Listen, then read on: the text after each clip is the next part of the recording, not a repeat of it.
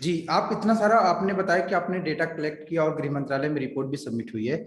यहाँ पर एक सवाल महत्वपूर्ण हो जाता है जो सोशल मीडिया पर भी लोगों ने लगातार सवाल किए, और एक आम जनमानस में भी जानने की जिज्ञासा है कि जब इतना कुछ हो रहा है बंगाल में, इतने अत्याचार और इतनी बीभत्स घटनाओं के मामले आ रहे हैं, ऐसे में बंगाल में राष्ट्रपति शासन क्यों नहीं लगा दिया जाता है?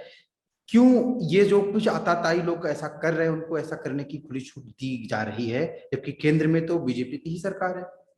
देखिए, बीजेपी की सरकार है, पर सरकार अपने हिसाब से चलती है।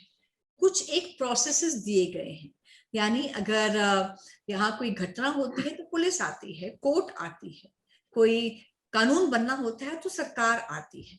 तो यहाँ पुलिस और प्रशासन ने अपना काम नहीं किया, ये कोर्ट के संज्ञान में लाना जरूरी है। कोर्ट पे संज्ञान में आया तो कोर्ट ने डायरेक्शन देना, एफआईआर लॉन्च करो, उनकी मदद करो विक्टिम्स की।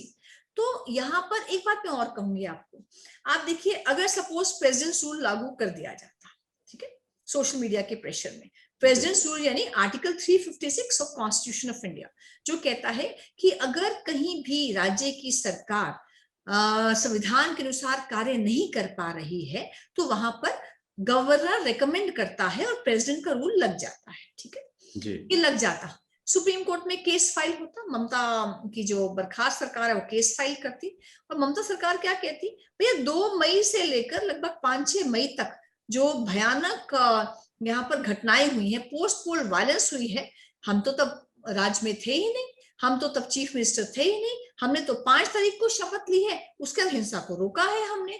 2 से 5 तारीख तक तो यहाँ पर इलेक्शन कमीशन का राज था, पुलिस भी उनके पास थी, प्रशासन भी उनके पास था, कर लेते। अब ये एक दलील आ सकती थी, और होता क्या, 5 तारीख तक तो इलेक्शन कमीशन का ही राज था। पर देखिए, इलेक्शन कमीशन इलेक्शंस कंडक्ट करवा सकता है, इतनी भयानक जो लॉ एंड ऑर्डर की स्थिति थी उसको रेगुलेट नहीं कर सकता। और पुलिस और प्रशासन को भी ध्यान में आता है कि सत्ता किसकी आई है, सरकार किसकी आई है, वो वैसा ही बिहेव करते हैं। तो अपरोक्ष रूप से तो ममता की सरकार ही थी, पर ऑफिशियली उस समय इलेक्शन कमीशन का कोड ऑफ कंडक्ट भी था, उनकी सरकार भी थी।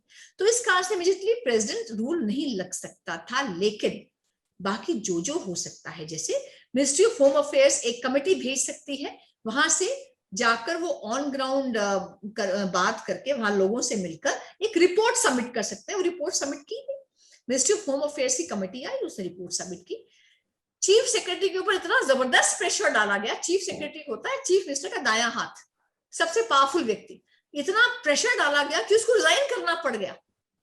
और मेरे को तो ध्यान है उस समय सीबीआई की ओर से भी रेड डली थी, और सीबीआई ने 3 ममता के जो फॉर्मर मिनिस्टर्स थे उनको डिटेन किया और सीबीआई दफ्तर पूछताछ के लिए बुलाया। ममता को सब काम छोड़कर भागकर वहां आना पड़ा। तो प्रेशर तो चारों ओर से जितना डलना चाहिए उतना डल रहा है। ये सरकार है जिसके प्रयासों से और बाकी सुप्रीम कोर्ट के प्रयासों से राम मंदिर आज बन रहा है। यही सरकार है जिसने ट्रिपल तलाक को समाप्त किया। ये सरकार है जो सीए लेकर आई। ये सरकार है धारा 370 को समाप्त किया। तो ये सरकार राष्ट्र प्रेमी है, ये हम सब जानते हैं, लेकिन सरकार सरकार के हिसाब से चलती है। ऐसा कोई भी कदम जो आत्महत्या के बराबर होता वो नहीं लेना चाहिए था, नहीं लिया गया। Namaste. Please remember to subscribe to us and switch on the notifications for this channel. For our other social media links, more content, and to support our work, please visit citti.net. Dhanyavad.